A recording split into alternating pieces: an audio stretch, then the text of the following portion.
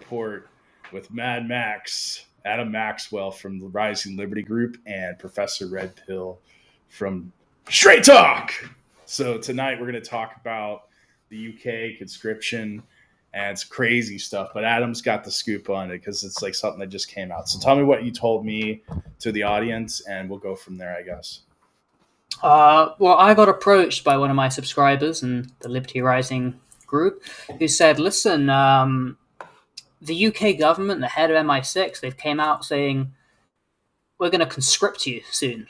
You've got to be ready to go to war. We're on the cusp of it. We're in the space between war and peace. And he said, listen, I don't know if it's crazy or if it's something that I should actually consider like a contingency for. Because these people are crazy, right? I think they do it. It doesn't make sense, but they're crazy. They do it. What do you think? And he gave me a contingency plan, and I said, "It is crazy. They're crazy. You're not crazy for saying this is messed up, but yeah, like this is clearly the narrative that they're going with because, I mean, it's been." We're now coming to the end of 2025. This decade so far, the 20s, have been pretty tumultuous. Started off with the coup, going into a great war in Europe, and this great war has been led by the West, a coalition war, not a proxy, a coalition war against Russia to defeat them, and we the West, are losing, and they can't let it go. And they also can't, and this is the problem with government, they can't accept that they're wrong. And so they have to double down and triple down. And it's like, guys, this is not a good strategy. You're losing. The economic war we're waging is causing all these problems. Governments in Europe are failing as a result of your failed policies. Everyone's getting poorer as a result. What's the point of all this? And their only policy position is, how do we keep this going? How do we double and triple down? And so, what they do is, this is how they manage the empire, the West, the global American empire. It's not done with 5D chess pieces. It's not done with something here, small there, all the backroom deals. These do go on. But how you manage the empire is you have these big announcements by, for example, the head of MI6, it's a woman for the first time ever, her first public appearance, she says, you got to be ready to go to war. A month ago, Macron said the same thing. We, the French, have to be ready for our sons and daughters to go and die to defeat Russia. And we're just thinking, what are you talking about? Why? How? What is the point of any of this? But this is clearly the narrative, and this is the narrative. This is that engine that the empire is running on right now. We are at war. Why? These are logical questions to an irrational, evil apparatus of power and wealth. They're getting rich. You and I are getting poorer. Life is getting worse for lots of people. Hundreds of thousands of people's lives have been destroyed. Millions. This is something we talk about constantly. They don't care. They're making a fortune off it. And then we're looking at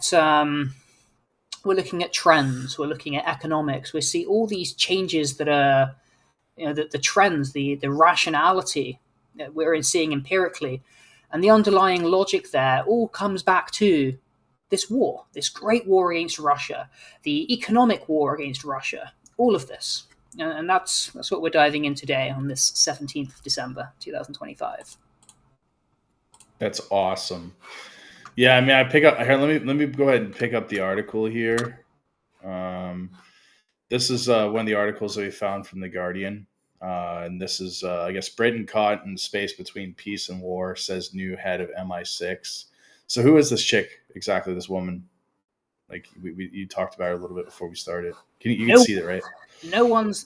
I can't see it. I don't know if it's up on Rumble. I can't see it on this studio.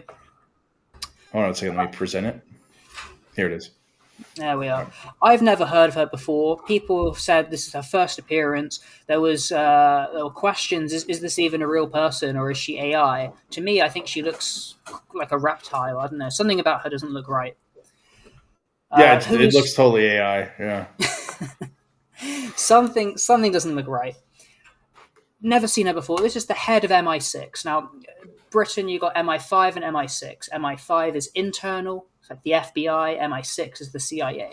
So you've got basically the head of the CIA coming out and saying, "We are in the space between peace and war." This comes 9 months ago. The former head of MI6 said, we might have to look into conscription, and this is how they signal to the rest of the empire, the rest of the country, the state apparatus, the think tanks, the corporations, the government, the pension funds, the markets, the asset managers. They're looking at this and saying, this is the official propaganda. This is the direction we're heading toward. Now, do we think they're going to go through with it? I don't think so. But the way that they're pushing things.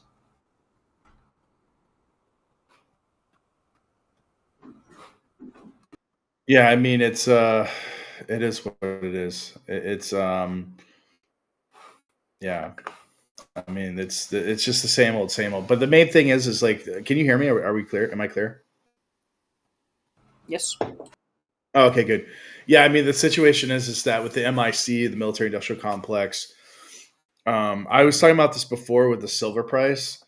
I was predicting by the end of 2025 we would see $50 silver. I also said we'd have gold go over 4,000, and I said that crypto Bitcoin would hit 100,000 by fall, by the end of the year. All of those happened.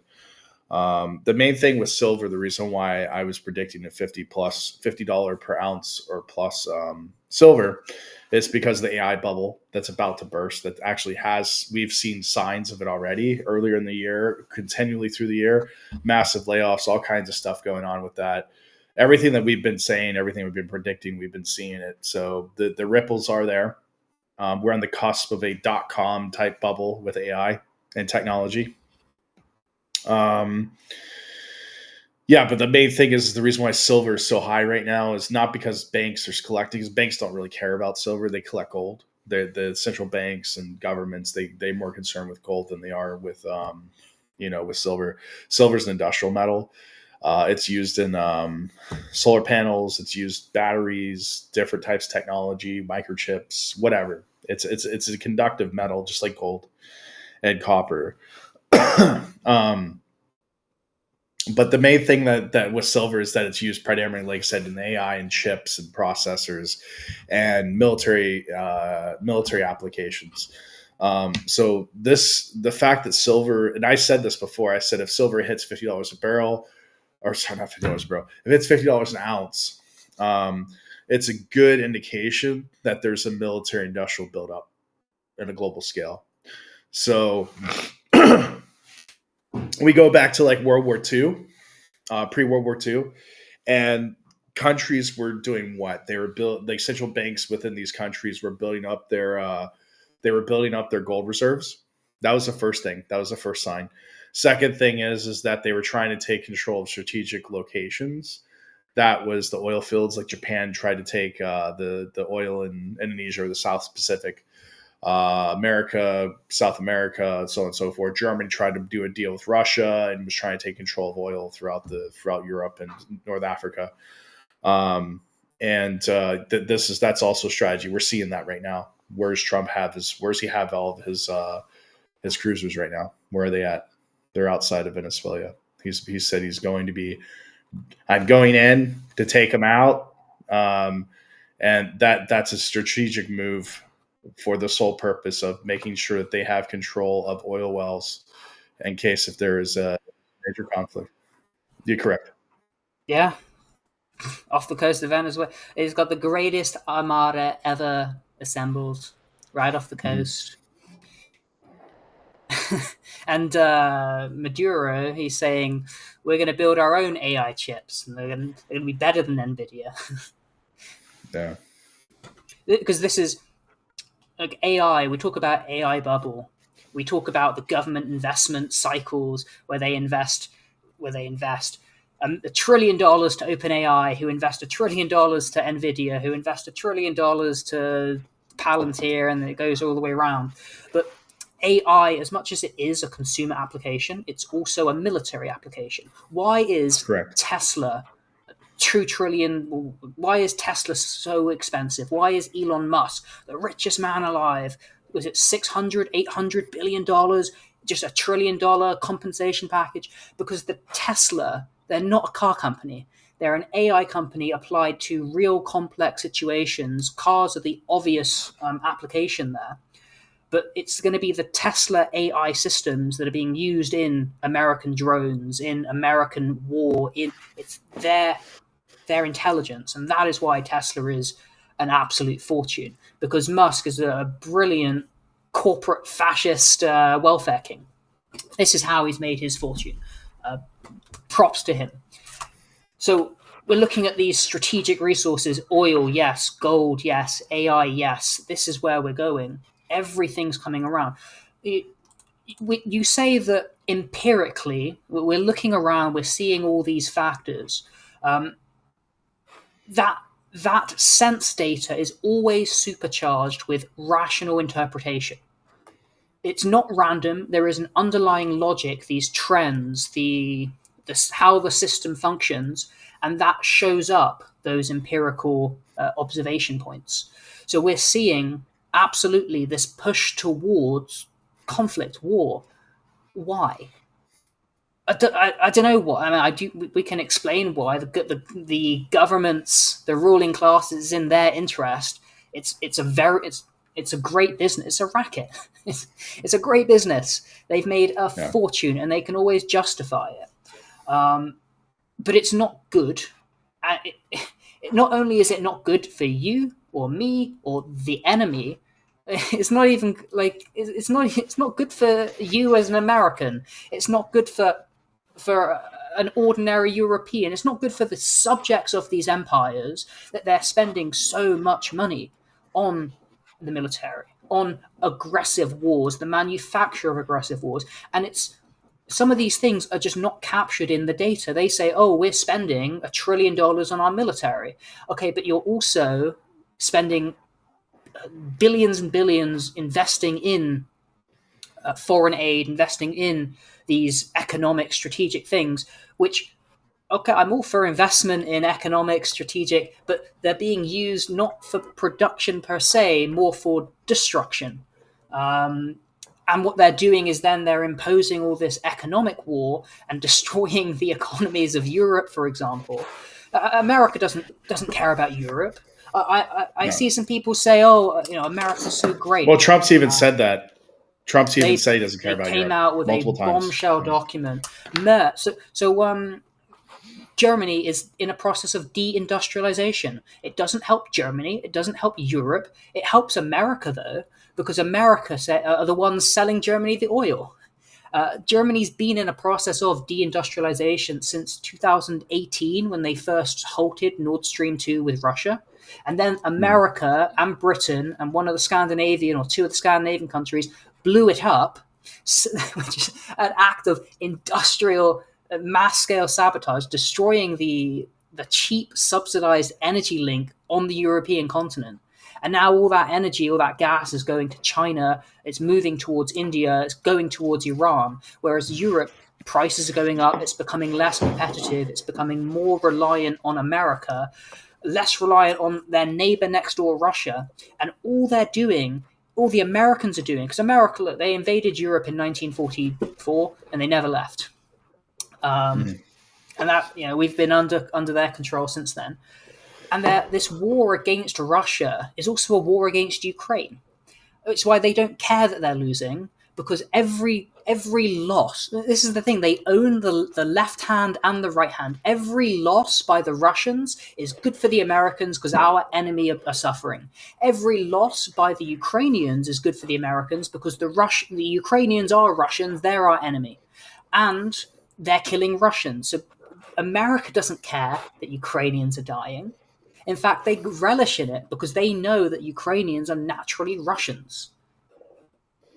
So they can't Yeah, lose. ethnically they are. Like linguistically and ethnically, they are Russian, Culturally, somewhat. Yeah. geographically. I mean, if I'm not a communist, I'm a very radical anarcho-capitalist. Go look at the anthem of the USSR. United forever in friendship and labor, our mighty republics will ever endure. The great Soviet Union will live through the ages, the dream of the people, their fortress secure. Scroll down, they say we've our leaders have led us. We've fought off the invaders. We fought for the future, destroyed the invaders, and brought to our homeland the laurels of fame. Long live our Soviet motherland, built by the people's mighty hand. Long live our people. What this American strategy since the end of the Cold War has been is let's try and carve off Ukraine from Russia. We do it. They started in the 50s, they started in the 70s and 90s. Let's say they started 2008. Let's say they had a massive success in 2014, and they've been pushing since, and then it escalated to 2022. They've now successfully cut off the breast of Russia. These are the same people, the same country. It's a civil war. It benefits America because their primary adversary, the Russian heartland, Moscow, Russians are dying, Ukrainians are dying, and to America, those are both Russians. And that's why they're happy about it, and they're making a fortune, and people are dying, and millions are suffering. And the land, this Ukraine, the breadbasket of Europe, it will be centuries before this territory recovers ecologically. I mean, have you seen what they're doing with the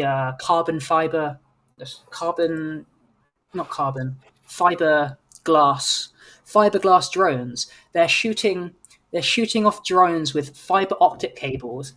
There's thin 60 kilometers of fiber optic cables all across the Ukraine. It's awesome. It's horrific. There's kilometers all over, like a massive spider web of glass in the farmlands, in the landmines out there, the explosions, the road. All of this suffers Russia, suffers Ukraine, suffers and Ukraine. Again, they're the same people, and this is what it's all about. Yes, sir. I mean, like I said, the thing is from what I've been hearing, Russia's actually starting to see some economic impact from the conflict. I mean, they've been at war for over 4 or 5 years now. You look at the United States.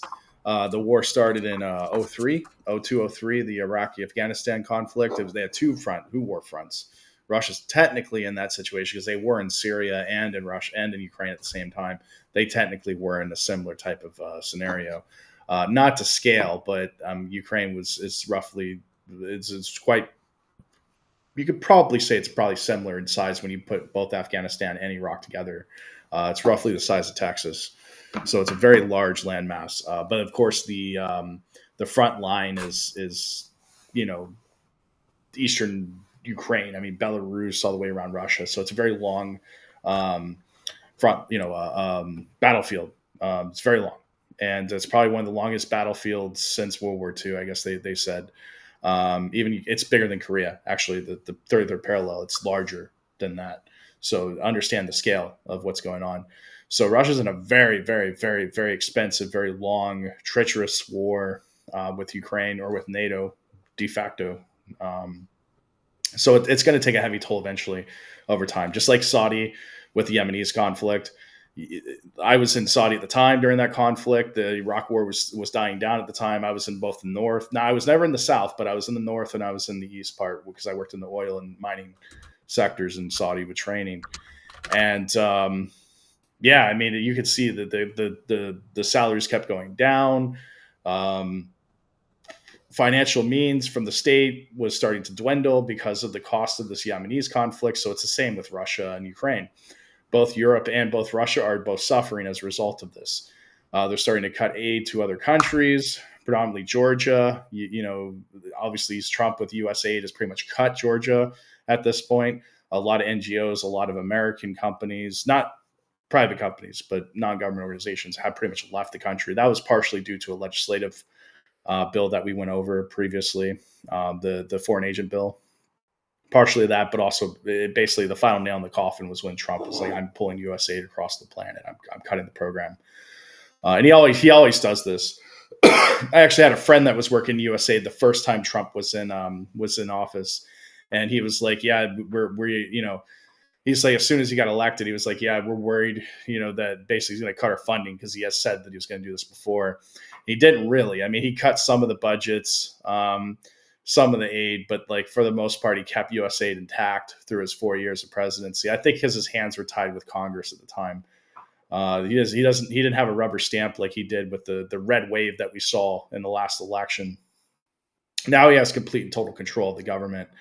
And I had said this before. I said when we were doing the live coverage, I was like, yeah, now Trump basically has a rubber stamp. This is going to be a one-sided government. You're going to see the real Trump, the real mega movement, or the real mega situation. So, or policies rather. And that's what we're seeing. He's using the Reagan economics with the tariffs. He wouldn't be able to get that through this previous 4 years, but now he's able to do it. And I said, watch for the Trump tariffs, for the Reaganistic type Trump tariffs, then watch for he's going to start canceling administrative agencies because now he has the courts. He owns, he put these people in power strategically as if he was playing 6D chess or something. But I'm not going to give the guy credit in that regard. It's just that the planets and the solar system and everything aligned perfectly for him to be in this situation. I don't think it was actually planned. It just happened to fall into place. And like I said, if anything, you can thank the Democrats for doing that. Definitely thank the Democrats and the progressives and the socialists, and even in Europe as well, the liberals in Europe. The progressives in Europe. Sorry, liberal means conservative in Europe, but more or less like that's what happened. And now you have a Trump presidency with a huge grassroots mega movement that literally just beck and call to the party. And the Democratic Party is basically fractured as a result of the last election. It's done. And now you're going to have 4 years of Trump, and you're going to have another 4 years of whoever comes after him. Because I don't think the Democrats are ever going to be able to even get any type of power control from here on. Because you can see it's basically a race to the bottom with that party. You're seeing it right now, the infighting and dismantling of it in California and New York. Even the elections he brought, we covered that with Madani, right? First thing he did, he invited him to the White House and he said, "This is a good guy. I like him. He's a good guy. But he's a communist or socialist, perceived socialist." But Madani, yes. Yeah, it is what it is. I digress. What we got? What else you want to add in that? Well, why does any of this war matter? Because this is taxation Money? is correct. Taxation is theft. The warlords are in power. They're extorting the people. You live on a tax farm. You're a cattle goy on the tax farm. They're taking your money. They're spending it on war, enriching themselves, impoverishing everyone else, causing lots and lots and lots and lots and lots of suffering. And consequently, this is where, by the way, America's in 57 quadrillion debt. It's all from military spending. So says Dr. Michael, I'll figure it out. I quote him quite often on this. He's behind super imperialism. They're printing the money for these wars, for Iraq, Libya, Afghanistan, Ukraine. This is where all the trillions are going. This is why you can't have free healthcare. This is why you can't have nice things. Because the government is taking your money, stealing it, spending it, manufacturing wars, killing innocent people, harming everything, and then they're selling you narratives that Putin is aggressive. He's going to go into the Baltics and go all the way to Poland and Berlin. And Putin's sitting there saying, "Stop attacking us. Why are you doing any of this? We could just trade." In fact, 20 years ago, I said to you, we can join NATO. We can join forces. We'll be unstoppable. There's no force that could take on Russia and America. To which the US president at the time, Clinton or Bush, said, literally laughed at him. So, because there's no off switch, they only have one setting, and it's push the throttle. they can't get inflation under control. The biggest cause of inflation in Europe has been energy, the economic war against Russia, the energy crisis. Secondarily, the euro. The government in Bulgaria last week just fell. Part of it, a big part, was economics and the rise of the euro. And, there's all the narratives you can talk about as to why that occurred. But pain. The point is, America is suffering domestically a massive cost of living crisis. And this cost of living crisis is in America, is in Europe, is in Russia, everywhere. Everyone's suffering because they're creating war, they're causing conflict, chaos, pain, suffering. This is where we are. Excellent. Terrible for you, me, for everyone. So this article, you talked about the economic pains that Russia is experiencing. Russia is now, the central bank of Russia has begun its first recorded sales of physical golds from its reserves as part of the finance ministry's effort to fund the budget deficit. Gold is going record up. Now, there's two scenarios here. One, I would quite like more gold. It's going up. It's only trending up. I'd like more gold. Secondly, if you're Russia, say, gold's gone up a fortune. $350 billion of ours was stolen by the West, by Europe. They're trying to figure out how to steal more of it.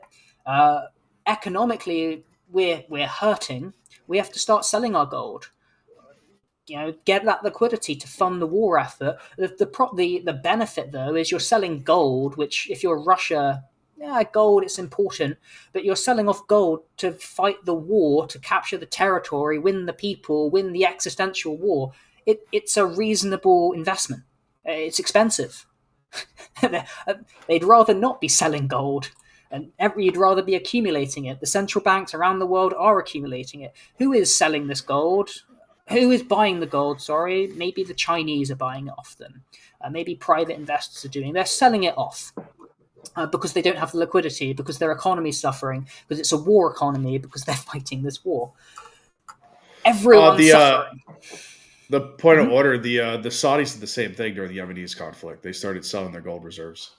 As a result, they had an oil crisis during that time too. So the oil. You remember during the oil, that was before COVID. There was an oil crisis where the oil dipped to negative oil prices. This is the first time in the history of the oil trade, of the commodities trade of oil, and gold was kind of high at the time. So that's when I was brought in. I got laid off from the oil industry, and then they brought me back in to work in the mining because they started mining gold, copper, and phosphates. They sent me to this is where I went to the north of Saudi because this is where all their mines are.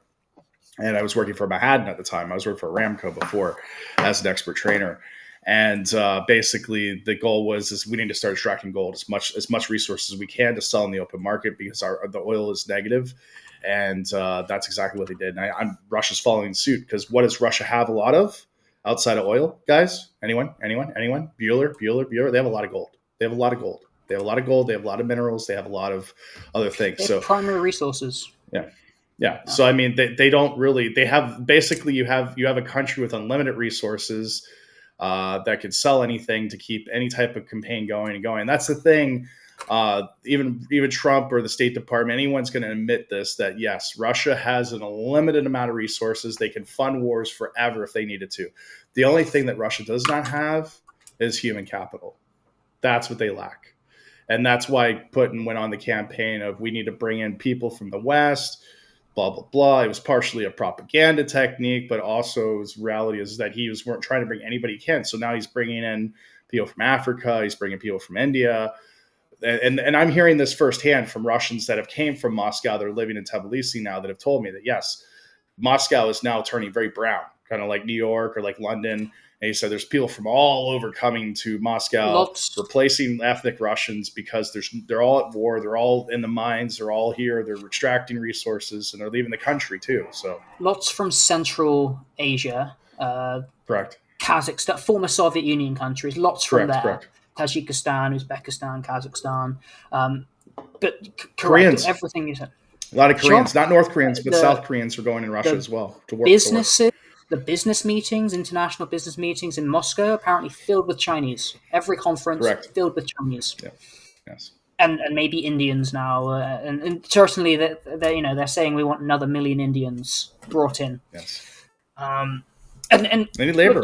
They need labor. That's what they need. They have industry. They need labor. So they're going to bring anywhere they can. Anybody willing to come to Russia to work, anyone's going to come. So the thing is that they have, from what I read recently, I'm sorry to cut you off, but what I've been reading recently and what I've been hearing here and watching on YouTube's and also social media is that the women are starting to complain in Russia that there's not enough men. But the thing is, there are men coming in. It's just that they're not Slavic men or European men. So they're complaining. Russian men. Like you see interviews and they say, "What kind of man are you looking for?" They say, "I want a Russian man." Yeah, or they'll settle for a European or Brit or American. But yeah, they're all gone. They're all abroad. They're working, or they're at war, or they've left the country because of the conscription issue that we're talking about right now. This invokes the question: what do you think will happen if there's conscription in Europe? Especially the fact that they can leave. UK Europeans have a passport that allows them to go anywhere in the world, just like Americans. And what do you think is going to happen if they start conscription? What do you think these people are going to do? Where? Europeans. If they start conscripting Europeans, what do you think the men in Europe are going to do?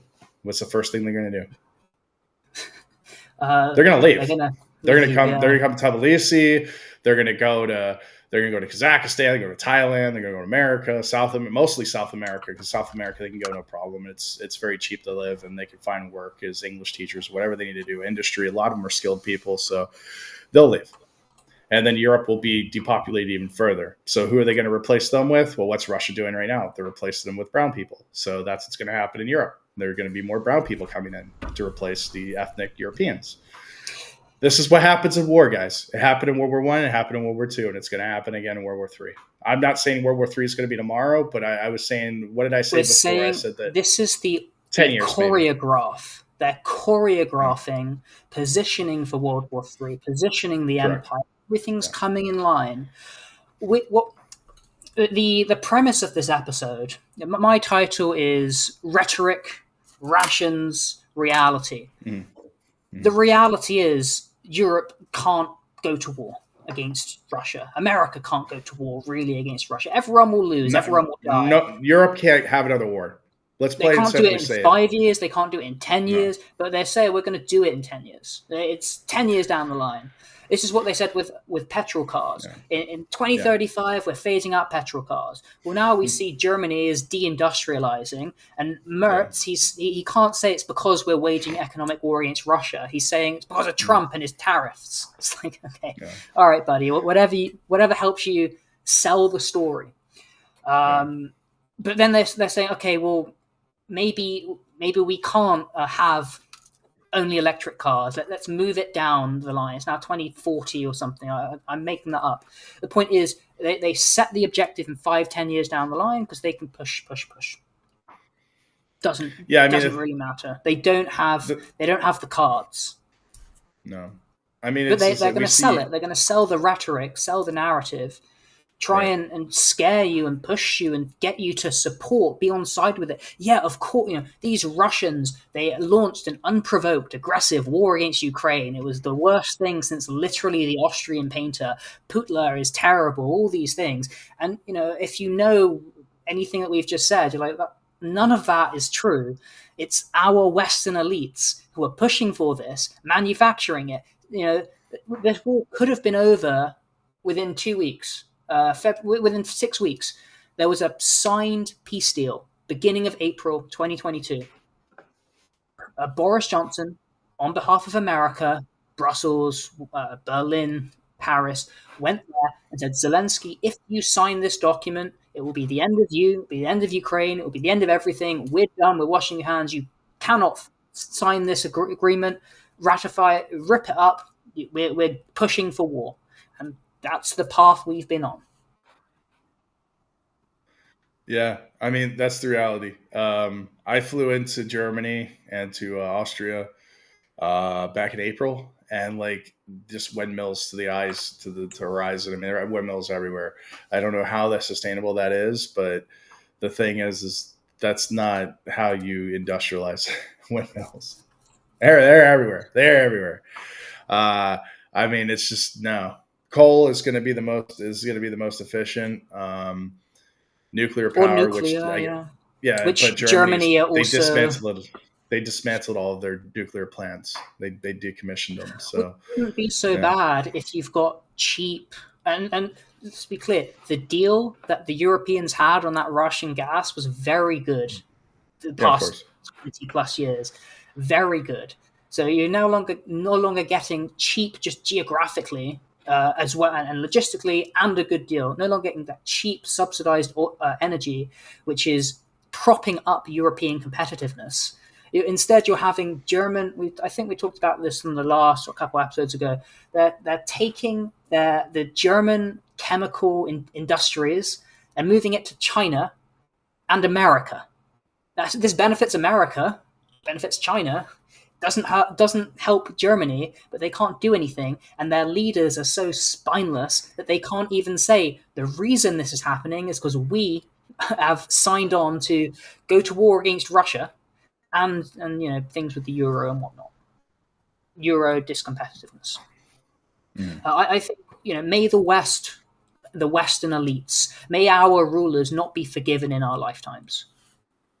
I hope it's over soon. It's finished in terms of that they cannot win. It's just, they're saying it's not just something. It's a tidal wave. The scale of momentum of the success on the battlefields that Russia is having right now. Who knows how long they can keep throwing bodies into the fight? I was listening to the Duran interview a Portuguese volunteer blogger who's been to Donbass 4 times now. He said the rate of casualties, which I understand, I can't see how it continues on till summer of next year. Now, we said by this time, by the end of fall 2025, the war will be basically over, whether or not they still have the bodies. Here we are. Another one of our predictions. We're now saying, and we've said it will continue for as long as they can continue to fund it and find the bodies for it. That's the main thing. And they're kidnapping. The videos you see, if you speak any Russian, pomoshte or something along those lines, help me. Pomoshte, help me. You see videos of 50-year-old men, 30-year-old men, cripples, being kidnapped off the streets all across Ukraine, sent off to the front lines, where who knows how long they have to survive. I don't know. The point is, the latest report I've heard, and this comes from the Duran, from this guy, Kyle, he's Portuguese, seemed pretty good. He said, I can't see it last until through the summer. Okay, that's going to be my next prediction. That's my cognition. I'm saying, okay, can they last out through the summer? Can we do one more year of this? If I'm a betting man, you put a gun to my head, okay, 1 year, okay. It may continue. They may find a way to escalate it. They're going to try and escalate it. This is why it's so dangerous. We want a security guarantee. Okay, well, what if Ukraine just puts in a false flag, so brings in America in? It's why these negotiations, they're so amateur. They don't work. They can't work. Nothing we're seeing is competent. And these people, they're really not stupid. They're just evil. They're not stupid. They're evil. They're making a fortune. You're suffering. And I just, at this point, the reason I'm quite passionate about this, I speak to quite a lot of people who think they're very smart intellectuals, and people tell me, oh, no, you're wrong about this, and America loves Europe and all this kind of stuff, and they're supporting the war. Someone said, these horrendous attacks which occurred this past week, the first day of Hanukkah in Sydney, Bondi Beach, the Brown University, I think there was one other atrocious, maybe it was in Syria, attacks against American servicemen. Someone said, this is clearly a coordinated act of war against America. We should go to war. And I said, what is an act of war? And he said, don't you know? I said, look, I'm an international lawyer. I've submitted a dozen papers before the United Nations. I know what is an act of war, but it's a vague term. It could mean anything. Trump says fentanyl. It's a weapon of mass destruction, and Venezuela pouring fentanyl. So, okay, is Venezuela possessing weapons of mass destruction because of the fentanyl, which is kind of coming from China, Canada into America, and then Oh, what are you talking about? I don't support this. This seems like flagrant warmongering for the sake of the ruling class, and it's not going to help anyone. I don't want war. I don't support war. They support war because that is in charge of our societies. It's just very frustrating that so many people don't see it. Like what we're saying, it's there's no conspiracy here. It is a conspiracy, but it's just so blatant. any objective study, you're like, okay, well, I can see exactly what's going on. It's disgusting.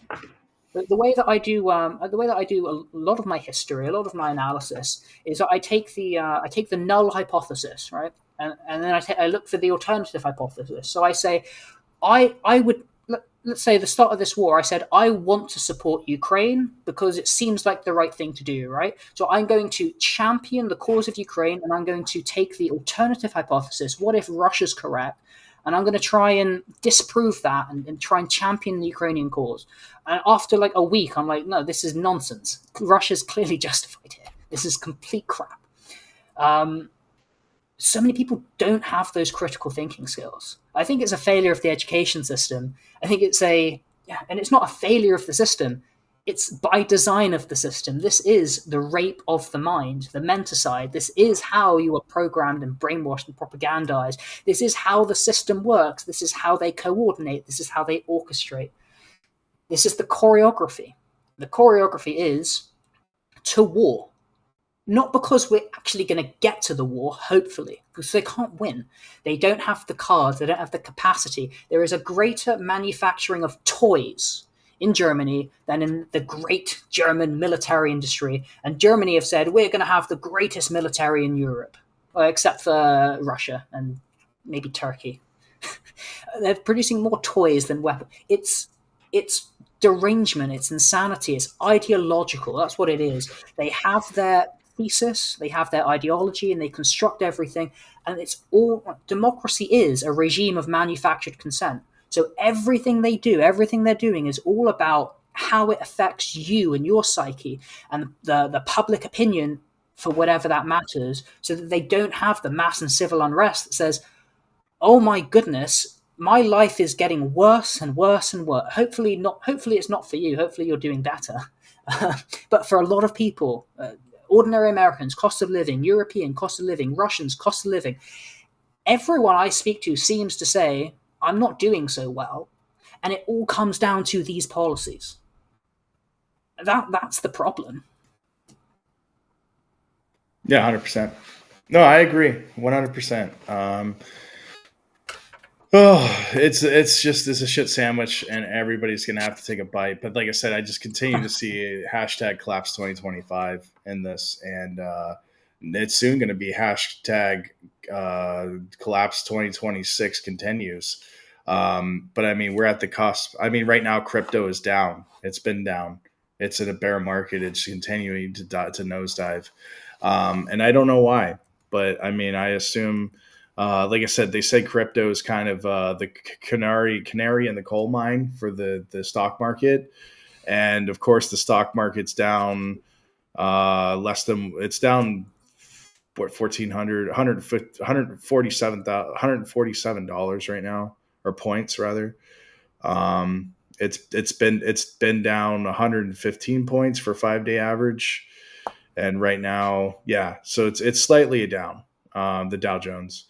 But it hit all-time highs, guys. It hit all-time highs, record highs.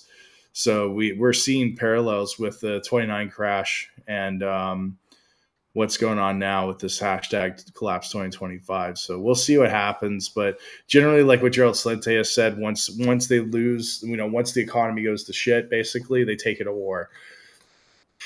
I think that's very plausible. Right now, the U.S., out of all the countries right now, I think the U.S. actually has the capability to actually go into a full-scale conflict. But how long could they sustain that with the current, industrial capacity they have, especially with Europe, going to the Green New Deal bullcrap. They don't have the capacity to continue to make munitions and equipment. They would have to go to wartime economy. They would have to reindustrialize. They would have to, it's not the cards, like you've been saying. The United States, yeah, they can. They could sustain going back to like a World War II type scenario where they were supplying Europe with weapons. But who knows? Maybe that's what Trump's plan is. Maybe that's what their plan is. They think they're going to like get into the MIC, and they're like, well, we'll supply Europe with all the weapons they need, and we'll make crap hand over fist, and it'll be like World War II all over again, post World War II, 1950s. I don't think it'll work this time. This is impoverishing, though, because you're not producing, you're not enriching, you're producing weapons, you're producing destruction. So again, there's already this cost of living crisis. So I just want to go back to one thing you said about Trump, rubber stamp. My understanding is midterms are coming up soon.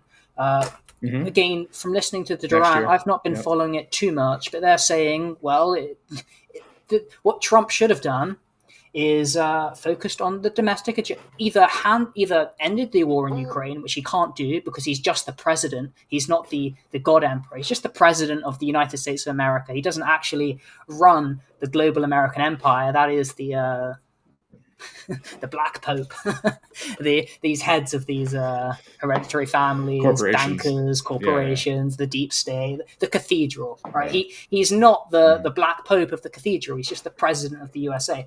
So they said, look, he should have not got so involved in Ukraine. Focused more on the domestic agenda. Focused on cost of living, focused on getting inflation under control, which is part of all this, focused on maybe deportations. Do you even have a wall yet? I don't know. There's so many domestic issues, and Trump is occupied with these things in Ukraine. And, he's sending off Witkoff and Kushner, and they're going meeting after meeting. And I read their 28-point plan. It was terrible. It was amateur. I could do something better. Give me 1 week, I got something better. Now, they wouldn't like my solution. My solution is, all right, Russia, you win. Like, we're going to... like, your position's very reasonable. You get those 4 or 5 territories, no further, right? We agree with what you... That's what I would say. It ends the war tomorrow. And then you've got leverage to do with investments and resources and the rest of Ukraine. There's room for negotiation there. But they don't want to do that. They're not going to do that. It's not going to happen. So they're saying that their prediction, this is the Duran, I believe, they're saying that Trump may lose the House or the Senate in the midterms. And then the Democrats in his first term were... retarded. I don't know if that's politically correct to say nowadays, but they impeached him for going after corruption in Ukraine and something else that who knows. This stupid lawfare. So they're gonna, like, Trump has been successful so far with his rubber stamp. That may not last come the midterms. He may lose the House or the Senate. I don't know, maybe not. Problems. It doesn't seem like he's running it so well. Many problems. Yes, sir. Yeah, I think the situation is it's just a cluster F from hell. And as Terrence Popp says, the Murphy's Law, and Murphy's a bitch. So we'll see what happens if their little plans are going to have any fruition. But I really think at the end of the day, it's MIC, and the bankers are trying to put the money together and fund some type of conflict. It is interesting that you did bring up about Russian selling gold. Oil is kind of stable. Like I said, it would be, but I said it wouldn't go over $60 a barrel in the fall, which let me double check what oil price is right now. I believe it's right around 60, 70 range. That's where I said it would stay right around this time of year, which isn't good because it's the travel season. It should be up right now, but it's not. Let me check oil prices. Crude prices right now. Oh, remember what I said? I said that it was going to be by fall it'd be right around under $60 a barrel. Where's it at right now, guys? I'm going to post it up here in a minute. 1 second. Brent oil prices fall below $60 on Ukraine peace progress. It's trading around $56 a barrel. The Brent crude's at 59. Do I know my stuff or do I know my stuff? You guys have been following me for several years now. I know what I'm doing. That's why I'm a professor of this, of economics and business studies, leadership. I know what I'm doing. I know what I'm doing. So that being said, yes, it's very possible that Russia is taking money from their treasury, from their gold, for the purpose of probably preparing for a long scale European conflict. It's very possible. I don't think And so. there's It's two very possible. Murphy's there's Law's a two bitch. kind That's of all I'm going to say. conflicts. There's two kind of conflicts. You've Mm. got the hot war, which no one wants to fight, no one's prepared to fight. Again, you said Russia doesn't have the capacity to march west into Europe. They don't have the manpower. But they do have the They equipment. And could they do they have could have the the technology. manpower. So, Right. so but they don't. If they There's outsource. not mass mobilization in Russia. No. You said Russia has unlimited resources. It's true they have Yes. unlimited primary resources, but they have to extract it. They have to. That's primary sector. You have to manufacture that secondary sector, and then you need the people to actually go and train, and you need to mass mobilize or whatever. So they have technically unlimited resources available, but the capacity is not. They don't have unlimited, right? But they are outpacing the entirety of the West 4 times over. So there's the Cold War aspect. It's the angling, and this is really what's so important. Is we're coming to the close of Collapse 2025. Hashtag Collapse 2025. We're coming to the close. This is the midpoint of the decade.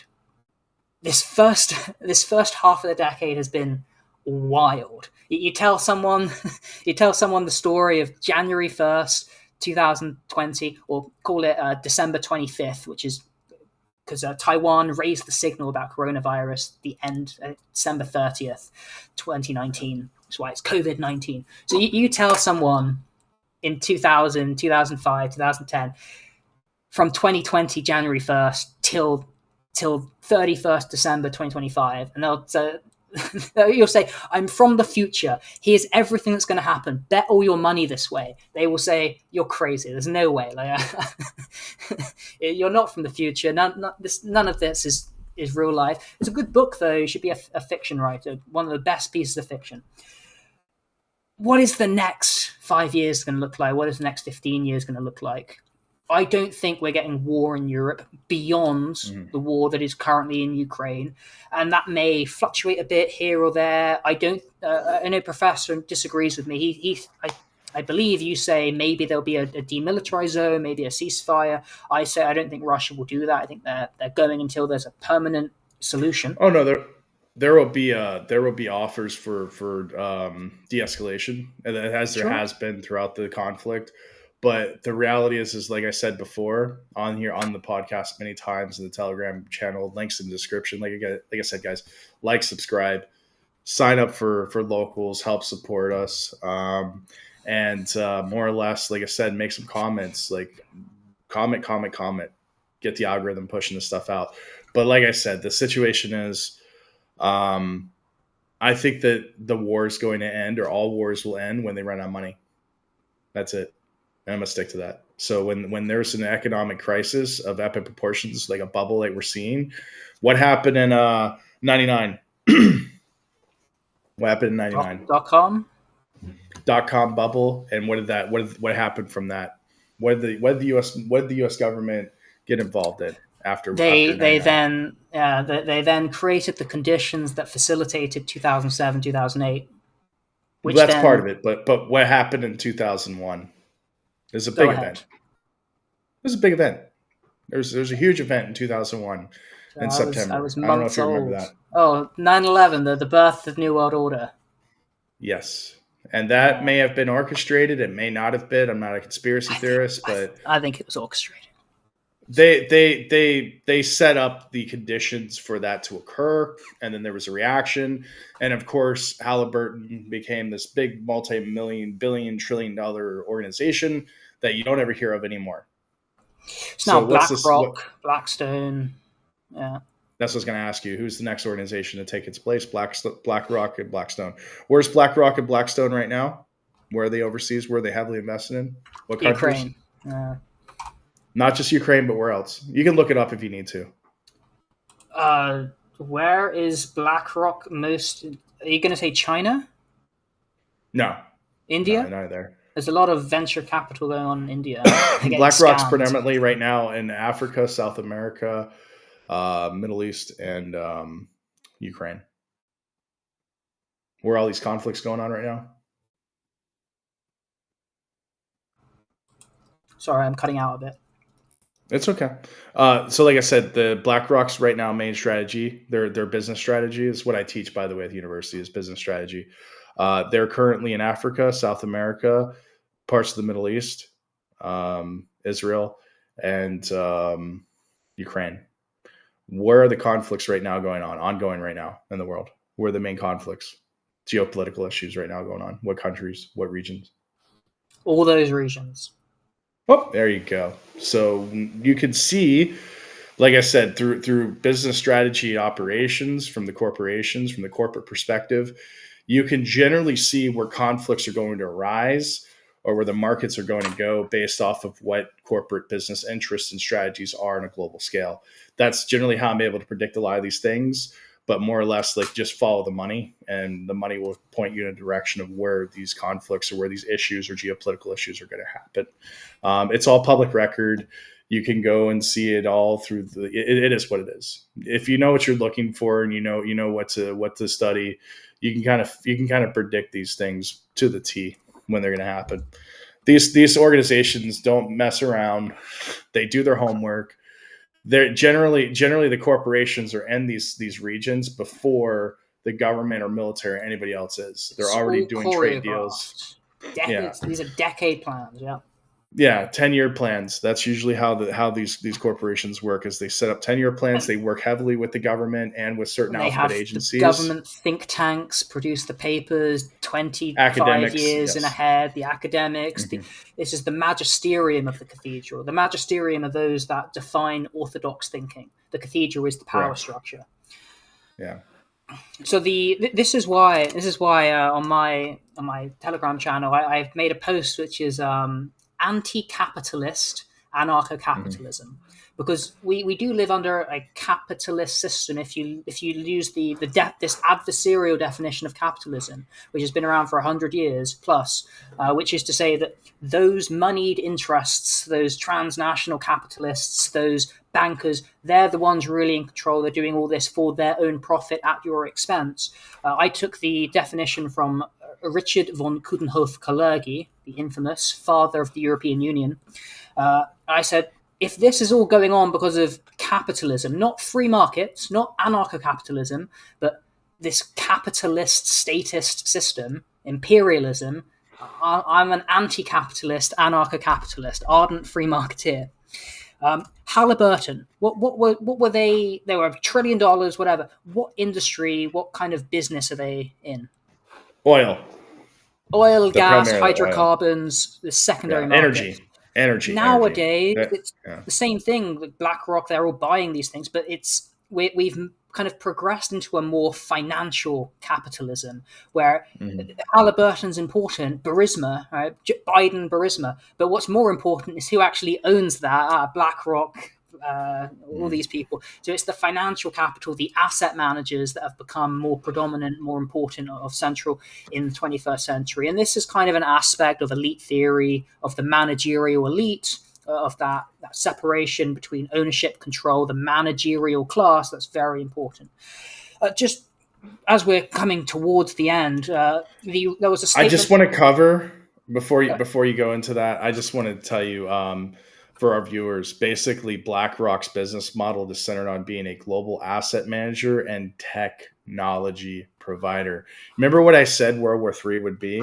World War III is not going to be a trench warfare type battlefield. It's not going to be it's going to be AI, robotic, and technology based. That's all. Like, that's it. So who's going to be the main provider in this global conflict in World War III? BlackRock, like Halliburton was in the War on Terror. So who's going to profit the most from this organized or manufactured conflict or global scale conflict? It's going to probably be BlackRock. And they're already setting up for right now. Why do you think silver, like I said before, is trading at 60 and they're projected to $80 an ounce? I've heard rumors. Technology. I've heard rumors that UBS, Swiss bank, is having trouble with silver squeezing. Allegedly, silver spot is hitting $68 already in China. This is what I hear from a friend working in monies. So. Yeah, because currently I think the silver spot price, I want to say it's close to. You could probably find it faster than me. I believe it's trading at $66 right now. 66.74 It apparently was according to AP Max, and allegedly already 68 yes, in China spot. yes. They're usually ahead because their markets are ahead of the rest of the markets because they're the first. They're in the future, as I think there's Luke also a bit used to more say. capital control. Bigger, Correct. like Correct. different regulations over there. I mean, right now it's dipped, and they were predicting a dip on it. Not much. I mean, it dipped. It peaked at around 67. It took like a dollar or two dip, but it was predicted to do that. But it's going to quickly rise up. I think we're going to see $80 by the end of the year, possibly 100. It's very possible we see 100, but I don't know. We'll see. We'll probably see 100 in 2026 in the first quarter. And this crash, I don't know. I was projecting a crash in the fall, starting in October, November, and usually if we don't have a crash in the fall, they usually don't happen. But it's very possible it could happen in first quarter because we've had historical crashes in February's, like in the 2 months in the first quarter. We could have a rebound. I don't know. Right now, Trump and a lot of the bankers are propping the markets up for a reason. That's probably why crypto is being kind of messed with right now. I think crypto is being manipulated, heavily manipulated. Yeah, gold and silver is not. Gold and silver is trading exactly where it should be. Gold and silver is manipulated as well. I mean, it's obviously they're all manipulated, but I think gold and silver is traded right around where it should be at this point because there's a huge demand for it. I think it should be higher, but we're not going to see it hitting high numbers until the shit really does hit the fan, and then it'll probably take a quick dip, and then it'll just go to the moon. Gold will at least. Silver, who knows? Because it's an industrial metal, so it all depends on demand. I mean, with Bitcoin, let's go into some markets here. With Bitcoin, you can look at how Bitcoin market was in 2021. You see, 2021 it hit the peak of about 50,000, this key level of significance, and then this is 50,000. The moneyed interests say that was our target. Now we sell, and they dumped, and the price went down to about 30,000. That's the support from 30 to 50. They dump, buy it back at 30, and it goes up. To $69,420. You're like, what? And then it dumped again, and it was and this was a classic called a week-off distribution, which is a clear sign of what this is how markets work. This is like we talk about the AI bubble. Of course, AI is a bubble. This is how markets work. This is the market cycle, financial markets. Then Bitcoin, it was in a cumulative. It got the 50K target.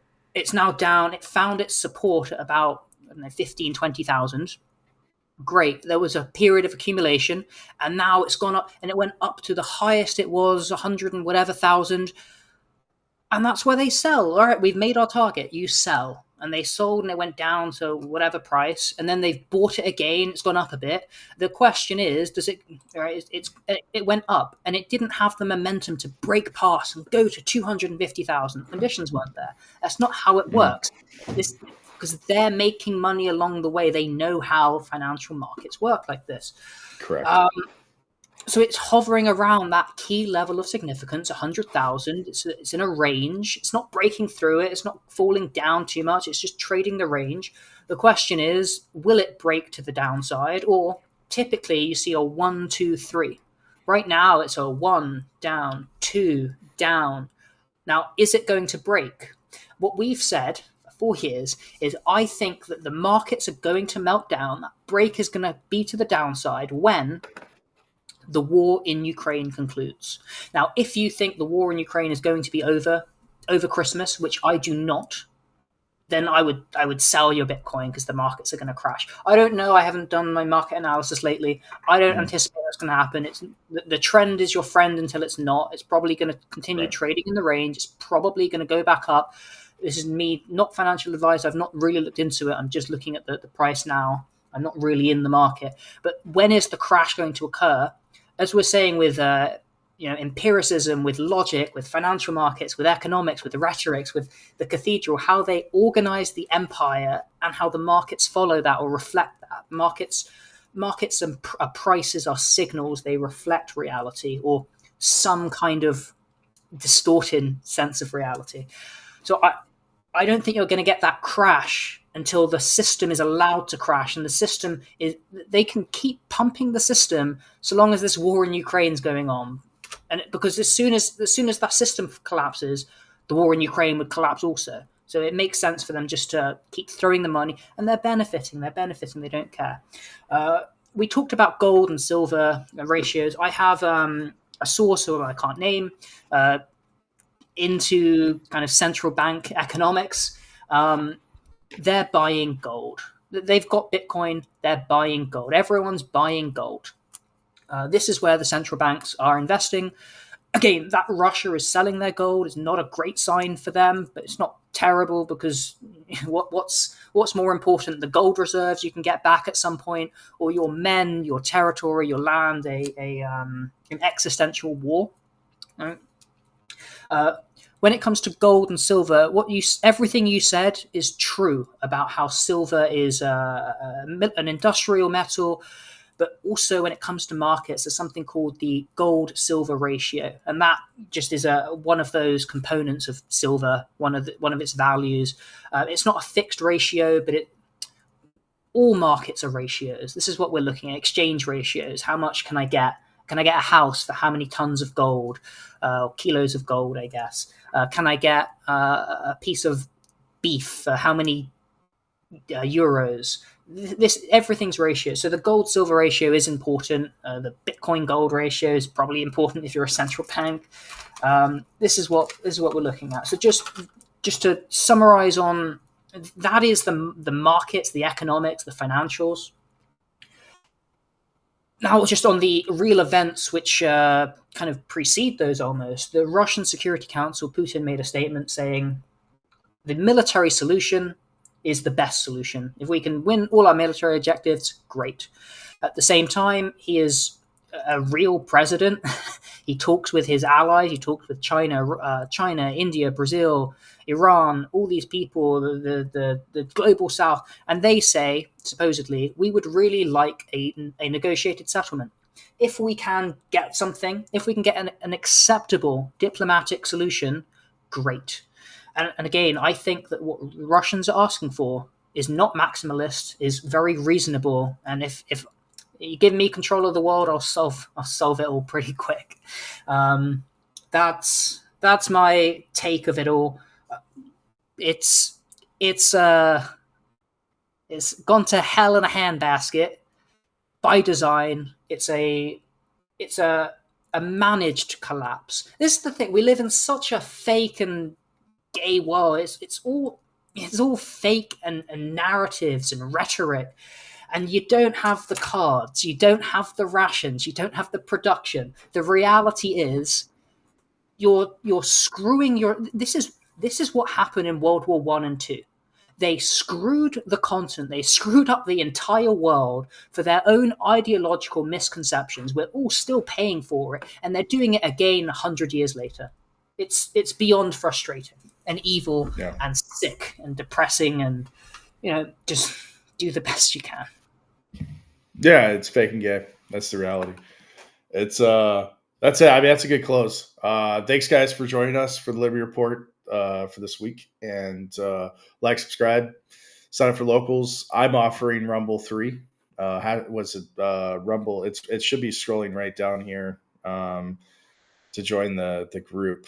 But it's Rumble 3 gets you $3 off your first month membership. Makes it $1. I might actually do a freebie for the winner for Christmas. I might just give you like a free month just to test it out. I might do that next podcast. And that's about it. We're in crazy times. But thanks guys for watching. We had quite a good following today. Yeah, and I got another podcast coming up on the locals for locals members with Swen, and we're gonna be talking about Little Miss Piggy. Yeah, because I heard Little Miss Piggy likes to grift and cry and do weird stares and demonic type looks and stuff. So that's coming up on locals. The Grift Tour, the Art of the Grift is the next podcast. That's going to be on locals. It'll be on Rumble a little bit. We'll broadcast from Rumble and locals. But sign up for locals. Like I said, you'll get that exclusive content. I think it's too controversial for YouTube, to be honest, but it'll be on Rumble and locals, and then shortly it'll be privatized on Rumble. It'll just exclusively be for locals for paid members. But you guys can watch that for a little bit. And we're going to be doing some crazy, wild stuff here in the future. We get more hands-on and more content for the locals, guys. I don't know what else to say. This is a good podcast. We do our research. We know what's going on. Hashtag collapse 2025. You guys take care. Good night. Any last words, Mr. Galacadocus, Mad Max Beyond Thunderdome? Are you still there? Oh, somebody said hello. Thank you very much for watching. Tune in next time. Subscribe. Bye. Peace. Peace.